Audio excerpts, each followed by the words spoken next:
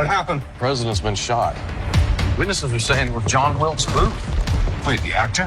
I wanted to talk to you first about, it seems to me like you tapped very much into Lincoln's sense of playfulness, his sense of joy in the things he was able to do. And that's not a side of him that we often see in historical, recreations. So talk to me a little bit about why that aspect of him spoke to you, if it did indeed. When we set out on this, I was greatly relieved that Monica Beletsky and Carl Franklin, when in our first conversations, were like, we don't need the Lincoln on the penny or the 5. We need the Lincoln who's the father and who's a husband and who's a friend. Obviously, we have his words and they're majestic, and it makes sense that he was the great president he was. But then why did people follow him day to day to day to day? He told a lot of really bad jokes. and I think told them really well. He was a real beautiful raconteur and beautiful folksy friend. And I think that's what drew people close to him. I'd like to talk for a minute about shooting the assassination itself. What hit me was it's so abrupt. I mean, obviously Booth has a huge moment afterwards, but there's that laugh line, Booth shoots, and that's pretty much it. Talk to me about being in that seat, what it might have brought up for you. What were you thinking about as you guys were shooting the day? Lincoln really needed a good night out, and so did Mary Todd. I mean, it's lovely that they had this date night and saw this comedy, and that he was finally able to laugh, and indeed died laughing. John Wilkes Booth timed his approach with the biggest laugh line in the show, which is not a very funny line. You sock-dologizing old man trap. I don't know, but it killed. It killed in the 1800s, though. Literally right? Killed in 1865. Yeah.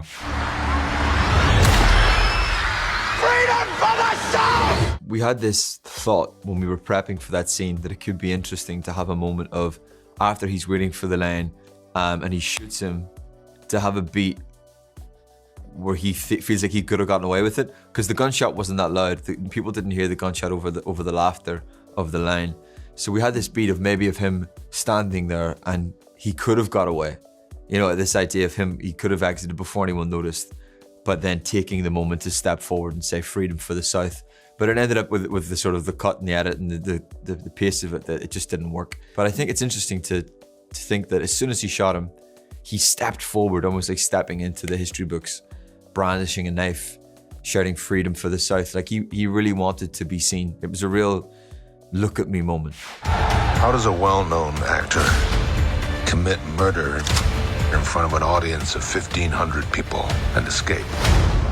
My biggest question is, exactly when did Edwin Stanton sleep? Because I don't think we see it at any point. No, and it doesn't seem like there's any time for him to do so. Was he always as dogged, or did this have special resonance because of his relationship with Abraham Lincoln? I think probably a bit of both. I mean, it does seem some evidence from the sort of historical record that he was pretty indefatigable, high energy levels, a very sort of committed politician, high moral standing. But obviously, the story we're telling, it also has like a big personal undertone that they had become both politically and personally close through the Civil War. Even given that when Stanton first met Lincoln, he didn't really rate him very much.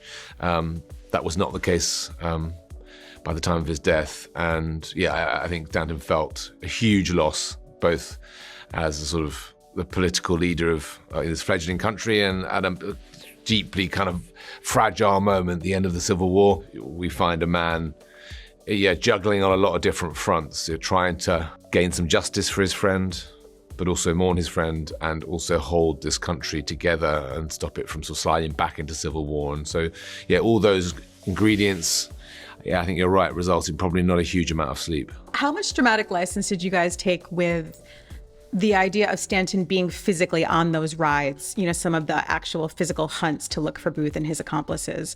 Was he actually out there in the thick of it? I think you're right. There is some license taken. I think probably the truth is that he would have been more based in Washington, organizing it from afar, using, telegraph, which is kind of the new technology of the time, and was a big part of how he ran the war, and was a big part of the Manhunt. But yes, in order to sort of create a kind of propulsive true crime thriller, we have to get him out of the office a little bit. So yeah. I do love that his hat is never that far askew. Like he's like in it, but his hat is always like. Well, there's got to be a center line at the middle of the whole thing. Yeah. Exactly. Did you, by any chance, read Booth's diary, which is made? There's a lot of mention made of it in the series. Yeah, we read that. We read all of his letters. He'd written so many letters from he was 15 to 26, and I'd read all of those. And from that, you get a real kind of sense of who he was. Like, there's loads of books written on him, there's loads of documentaries, but they're all conjecture. They're all, we think he would have felt like this, I think he would have felt like this. And they're just random people from now saying how he would have felt.